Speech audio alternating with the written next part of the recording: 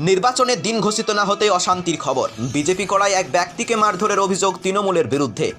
অভিযোগ অস্বীকার তৃণমূলের। বর্তমানে গুরুতর আহত অবস্থায় গঙ্গারামপুর সুপার স্পেশালিস্ট হাসপাতালে চিকিৎসাধীন ওই বিজেপি কর্মী। ঘটনার খবর পেয়ে হাসপাতালে ছুটে যান বিধায়ক সত্যেন্দ্রনাথ রায়। খোঁজ নেন দলীয় কর্মীর। ঘটনায় উভয় পক্ষের তরফে গঙ্গারামপুর থানায় লিখিত অভিযোগ দায়ের করা হয়েছে। তদন্ত শুরু করেছে পুলিশ।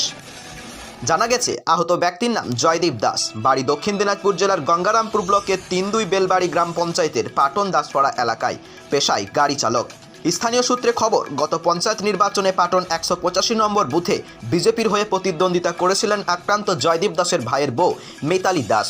সেই থেকে এলাকায় তৃণমূল কর্মী তরুণ পাল সহ অন্যান্যদের সাথে ঝামেলা লেগে থাকত বলে অভিযোগ।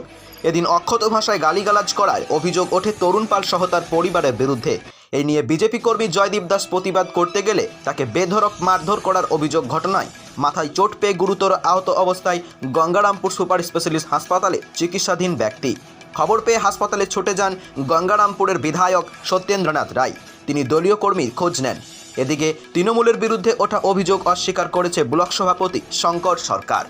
সামান্য ওই ইস্যুটা নিয়ে মাঝে মাঝে ওরা টর্চার করে। আপনি কোন রাজনৈতিক দল করেন? আমি কোনো রাজনীতি করি না। আমার রাজনীতি হচ্ছে যে দেশের জন্য কাজ করবে তাকে আমি ভোটটা দেব। যে মারধর করেছে সে কোন দল করে? সে টিএমসি। আপনি কি তাহলে বিজেপি করেন? না, আমি বিজেপি না, কিন্তু আমার কাছে আদর্শ হচ্ছে যে পার্টির কাজ ভালো সেই হিসাবে আমি আমার আদর্শ হিসেবে তাকে ভোটটা দেব। তাহলে মারলো? আমি শুনলাম আমরা আজকে ওই বানগড়ের যেটা আমরা কেন্দ্রীয় সরকার টাকা ছিল উদ্বোধনী ছিলাম কিছুক্ষণ আগে, ওখানেই শুনলাম যে মহারাজপুরের পাটনের একজন সাধারণ মানুষ, গরিব ড্রাইভার, সে কোনোরকম করে জীবিকা নির্বাহ করে খায়। তাকে হঠাৎ করে কিছু তৃণমূলের লোক ওকে গিয়ে আক্রমণ করে, মারধর করে। আমি হসপিটাল সঙ্গে সঙ্গে দৌড়ে আসি, এসে দেখি যে ওকে সিটি স্ক্যান করতে নিয়ে এসছে এবং ডাক্তারের কাছে শুনলাম যে তার মাথায় 7টা সেলাই পড়েছে, মাথাটা গর্ত হয়ে গেছে, মানে তাকে খুন করার চেষ্টা করেছিল, তাকে শেষ করে দেবে। আপনারা শুনলেন যে তার স্ত্রীর কাছে শুনলেন যে যে কোনো সময় তাদেরকে হুমকি দেয় যে তোমার স্বামীকে আগে শেষ করবো তারপর তোমাদের সঙ্গে কথা। মানে ওদের ইচ্ছাই হলো যে তুমি যদি বিজেপি করেই থাকো, বিজেপি যদি সমর্থন করে থাকো, তা তোমাকে আগে শেষ করবো তারপর তোমাদের সঙ্গে কথা। এই যে মানসিকতা, এই মানসিকতার জন্য আজকে এই হসপিটালে এসেছি এবং আইসি সাহেবকে আমি এক্ষুনি গঙ্গারামপুর থানা আইসিকে বললাম এটা ঠিক হচ্ছে না।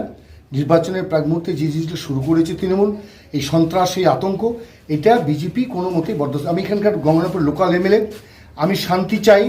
আমি সবাইকে শান্তিতে থাকার জন্য অনুরোধ করছি এবং অনুরোধ করলাম যে বিডিও গঙ্গারামপুরের থানার আইসি, গঙ্গারামপুরের যিনি প্রার্থী হয়েছেন তৃণমূলের, তিনি বিপ্লব মিত্র, দরকার হলে আমার প্রার্থী সুকান্ত মজুমদার, আমি এখানকার এমএলএ, এখানকার মিউনিসিপ্যালিটির চেয়ারম্যান, আর যারা আছে পঞ্চায়েত সমিতির সভাপতি আছে ইত্যাদি, বসুন একসঙ্গে আলোচনা করি এটা যেন না বাড়ে। এবং এটা বাড়লে আজকে যে ঘটনা ঘটেছে, এই ছেলেটা যে কোনো সময় মাথায় আঘাত পাওয়ার জন্য মারা যেতে পারত। একটা মার্ডার কেস, এটা অ্যাটেম্প টু মার্ডার। মাথায় যাকে এত বড় আঘাত করে অ্যাটেম্প টু মার্ডার। পুলিশকে বলছি যে এটার অ্যাকশন নিতে হবে, ব্যবস্থা নিতে হবে, আইনানুগ ব্যবস্থা নিতে হবে। আর আইনানুগ ব্যবস্থা না নিলে আমরা কিন্তু বিজেপি, আমরা ন্যায়ের আন্দোলনে যাব, আমরা কিন্তু ছাড়বো না। ঠিক আছে। ব্যুরো রিপোর্ট, অরণ্য টিভি।